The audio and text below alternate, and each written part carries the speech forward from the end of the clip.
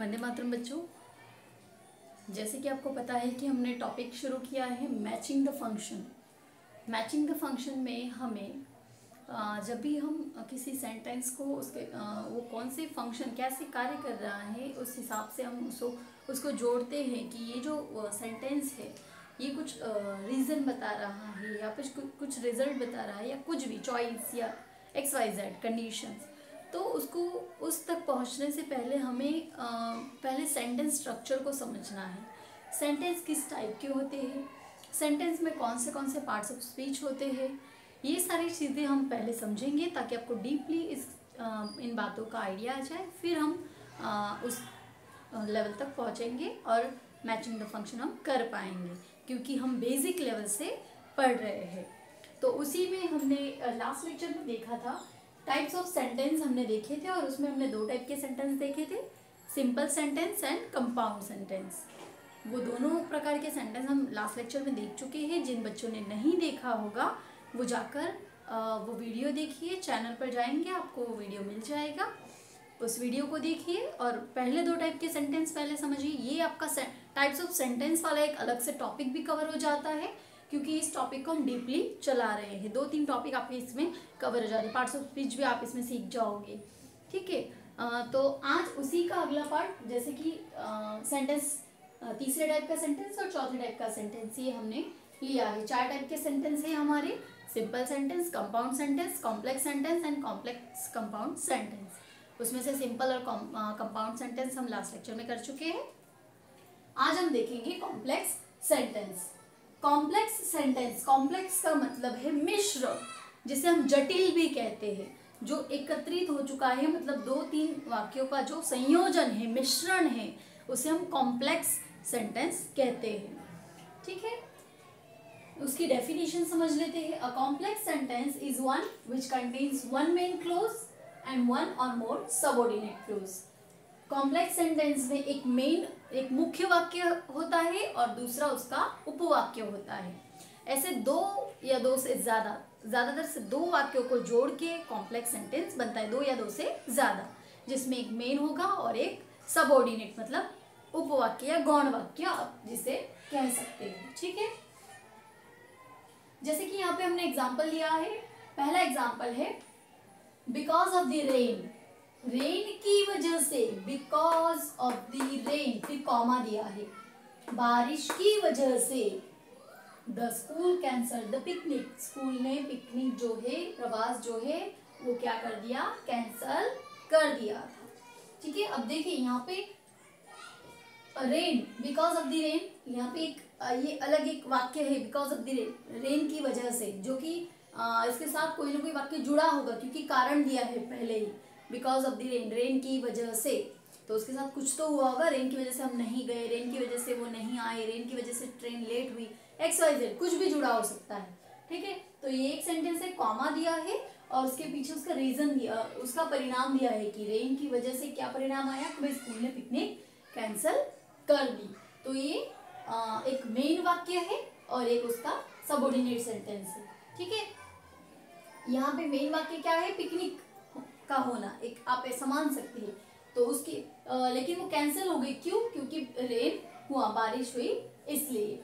ठीक है, तो ये आपका एक कॉम्प्लेक्स सेंटेंस हुआ। दूसरा देखते हैं, I will join you for lunch after I wash my hands.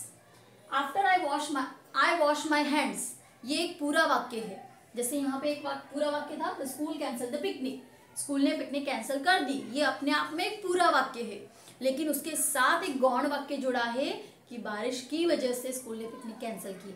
उसी तरह से इसमें आई वॉश माई हैंड्स, मैं अपने हाथ धोती हूँ या धोता हूँ, XYZ। ठीक है, तो एक अपने आप में एक पूरा वाक्य है, पूर्ण वाक्य है। इसको हम अगर अकेले ऐसे भी लिखेंगे तो कहीं से वाक्य अधूरा नहीं लगता। ठीक है, I will join you for lunch after, यहाँ पे देखिए I will join you for lunch, ये भी एक पूरा वाक्य है, लेकिन जब इसके साथ आफ्टर जुड़ जाता है, ठीक है, conjunction type, I will join you for lunch after, connective नहीं, लेकिन एक ये शब्द जुड़ने के बाद ये जो दोनों अलग अलग वाक्य है एक कॉम्प्लेक्स सेंटेंस में कन्वर्ट हो जाते हैं। I will join you for lunch एक पूरा वाक्य है, आई वॉश माई हैंड्स एक पूरा वाक्य है। अब मैं लंच के लिए आपके साथ जुड़ूंगा या जुड़ूंगी, लेकिन कब? हाथ धोने के बाद। तो इसमें ये एक मुख्य वाक्य और उसके साथ एक गौण या सबऑर्डिनेट सेंटेंस जुड़ जाता है। तो ये दूसरा हमारा कॉम्प्लेक्स सेंटेंस हुआ। दो अलग अलग वाक्य जो है वो मिश्र हुए, उनका मिश्रण करके एक तीसरा वाक्य निर्माण हुआ, तो वो कॉम्प्लेक्स सेंटेंस हुआ। तीसरा सेंटेंस देखते हैं। Although she studied all weekend she still fail in the test. उसने पूरे हफ्ते तैयारी, उसने ऑल वीकेंड, हर वीकेंड पे, सारे वीकेंड पे उसने स्टडी की, लेकिन फिर भी वो टेस्ट में फेल हो गई। She still fail in the test, एक वाक्य है कि वो टेस्ट में फिर भी फेल हो गई।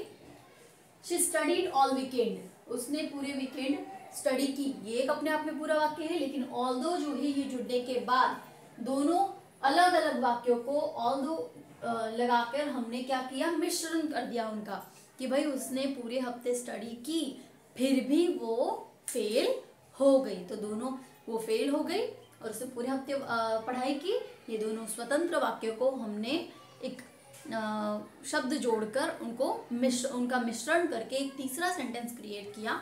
तो ये हमारा हो गया कॉम्प्लेक्स सेंटेंस। ठीक है, तो ये हुए कॉम्प्लेक्स सेंटेंस। अब देखते हैं कंपाउंड कॉम्प्लेक्स सेंटेंस। अब देखिए, कंपाउंड सेंटेंस हमने पढ़े थे लास्ट लेक्चर में, संयुक्त वाक्य जिसमें दो वाक्यों का जुड़ान हो, दो अलग अलग वाक्य कंजक्शन से जुड़ जाते हैं, तो वो कंपाउंड सेंटेंस हो जाता है। और कॉम्प्लेक्स सेंटेंस जो अभी हमने देखा, ठीक है, एक मुख्य वाक्य और एक सबऑर्डिनेट सेंटेंस, इसमें एक मेन और एक सबऑर्डिनेट क्लॉज इसमें आता है। तो कंपाउंड कॉम्प्लेक्स सेंटेंस को अगर हम समझे तो देखिए इसकी डेफिनेशन क्या है। Compound complex sentences consist of 2 or more verb clauses and 1 or more adverb clauses. In other words, compound complex sentences are combination मतलब मिलान of 1 or more compound sentences and 1 or more complex sentences। मतलब compound और complex sentence जो है संयुक्त मिश्र वाक्य, इसमें एक या दो से ज्यादा संयुक्त वाक्य आते हैं और एक या उससे ज्यादा मिश्र वाक्य आते हैं। एक या दो से ज्यादा संयुक्त वाक्य, एक या उससे ज्यादा मिश्र वाक्य, इनको मिलाकर जो बनता है वो बड़ा सा जटिल सेंटेंस, उसे हम कहते हैं कंपाउंड कॉम्प्लेक्स सेंटेंस, जिसे हिंदी में कहा जाता है संयुक्त मिश्र वाक्य। ठीक है, संयुक्त मिश्र वाक्य। तो ये हुई इसकी डेफिनेशन। देखते हैं उसके sentence. He went to the market, वो मार्केट गया था। देखिए अपने आप में एक पूर्ण वाक्य है। Because, क्योंकि, he needed more milk, उसे ज्यादा दूध की जरूरत थी, ये भी एक पूरा वाक्य है, लेकिन बिकॉज जोड़ दिया हमने और ये दोनों वाक्यों संयुक्त वाक्य बन गए। एड, कनेक्टिव जोड़ दिया, conjunction. Then he made pudding, और फिर उसके बाद वो पुडिंग बनाएगा। He went to the market because he needed more milk and then he made pudding। तो ये ऐसे अलग अलग 2-3 सेंटेंस मिलाकर जो सेंटेंस बनता है उसे हम कहते हैं कंपाउंड कॉम्प्लेक्स सेंटेंस। ठीक है, ओके, इसमें संयुक्त वाक्य है और मिश्र वाक्य भी है। Unless the coffee is hot, coffee is hot, ये एक सेंटेंस है। I will not drink it, I'll not drink it, ये एक सेंटेंस है। So please put on a fresh pot, put on a fresh pot, ये भी एक वाक्य है। लेकिन देखिए अलग अलग शब्दों का इस्तेमाल करके हम इसमें प्रपोजिशंस, कंजक्शंस का इस्तेमाल करके सेंटेंस को एक साथ जोड़ते हैं, तब जाके हमारा संयुक्त मिश्र वाक्य बनता है। Unless the coffee is hot, जब तक कॉफी गर्म नहीं होती, आई विल नॉट ड्रिंक इट, मैं उसे नहीं पीऊंगी। सो इसीलिए please put on a fresh pot, उसे गर्म, इसमें गर्म होने के लिए रख दीजिए। क्लियर हुआ? ओके, तीसरा देखते हैं। Kripali doesn't like cartoons. यहाँ पे देखिए कृपाली डजंट लाइक कार्टून्स अपने आप में एक सेंटेंस है पूरा, कि भाई कृपाली को कार्टून्स पसंद नहीं है, वाक्य हो गया। लेकिन हमने क्या किया, उसको बिकॉज लगाकर फिर एक दूसरी चीज उसके साथ जोड़ी, फिर दूसरा वाक्य उसके साथ जोड़ा। They are loud, they are loud, ये भी अपने आप में एक वाक्य है। Kripali doesn't like cartoons, they are loud, ये दोनों अलग अलग वाक्यों को हमने बिकॉज के साथ बिकॉज लगाकर जोड़कर इनको संयुक्त कर दिया। Kripali doesn't like cartoons because they are loud, cartoon बहुत ज्यादा बड़ी आवाज में होते हैं, इसलिए कृपाली को उसे वो पसंद नहीं है। सो इसीलिए शी डजंट वॉच देम, वो उन्हें नहीं देखती, वो कार्टून्स नहीं देखती। शी डजंट वॉच देम, ये भी एक अपने आप में एक वाक्य है। लेकिन जैसे कि हमने कहा कि हम कंजक्शन और प्रपोजिशंस का इस्तेमाल कर कर अलग अलग वाक्यों को जोड़कर दो या दो से ज़्यादा वाक्यों को हम जब जोड़ते हैं, मिश्र वाक्य और संयुक्त वाक्य, तब जाकर हमारा बनता है कंपाउंड कॉम्प्लेक्स सेंटेंस। तो आई होप कि आपको ये क्लियर हो गया होगा। सिंपल सेंटेंस में एक ही वाक्य आता है, जैसे कि I like it, I will go there, she will come here, कोई भी एक वाक्य, जैसे कि इसमें से भी ले सकते हैं हम, द कॉफी इज हॉट, ये भी एक सिंपल वाक्य है।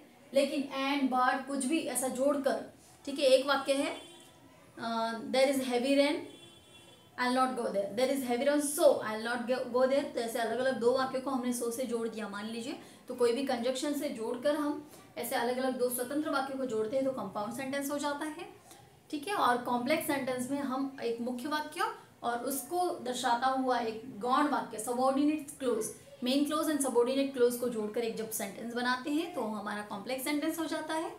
और जब हम एक या दो से ज़्यादा कंपाउंड सेंटेंस और एक या उससे ज़्यादा कॉम्प्लेक्स सेंटेंस, इनको मिलाकर, मतलब दो एकदम सीधे तरीके से अगर कहे, दो तीन से ज़्यादा अलग अलग छोटे छोटे स्वतंत्र सेंटेंस को मिलाकर जब एक वाक्य बनता है तो वो होता है संयुक्त मिश्र वाक्य, कंपाउंड कॉम्प्लेक्स सेंटेंस। तो आई होप कि मैचिंग द फंक्शन में ये जो पहली शुरुआत थी टाइप्स ऑफ सेंटेंस को समझने की, वो आपको बहुत अच्छे से समझ में आई होगी। अगर फिर भी दिक्कत है तो पिछले वीडियो को भी देखिए, इस वीडियो को भी देखिए, रिवाइज कीजिए और फिर अच्छे से लिखिए तो आपको एकदम आइडिया क्लियर हो जाएगा। और उसके सेंटेंस खुद लिखने की कोशिश कीजिएगा। इसके दो सेंटेंस और इसके दो सेंटेंस आप अपने तरीके से बनाइए। ये आपका HW मान लीजिए, ठीक है। दो सेंटेंस और उसके दो सेंटेंस, दोनों के दो दो सेंटेंस आपको लिखने हैं, ठीक है। तो आपको और अच्छे से आइडिया आ जाएगा। ओके, फिर मिलेंगे अगले लेक्चर में और हम समझेंगे पार्ट्स ऑफ स्पीच, क्योंकि वो भी एक आपका आइडिया क्लियर हो जाएगा। और फिर धीरे धीरे स्टेप बाय स्टेप हम आगे बढ़ेंगे तो आपकी बहुत सारी चीज़ें क्लियर होती जाएंगी एक टॉपिक में। मिलते हैं अगले लेक्चर में। वंदे मातरम।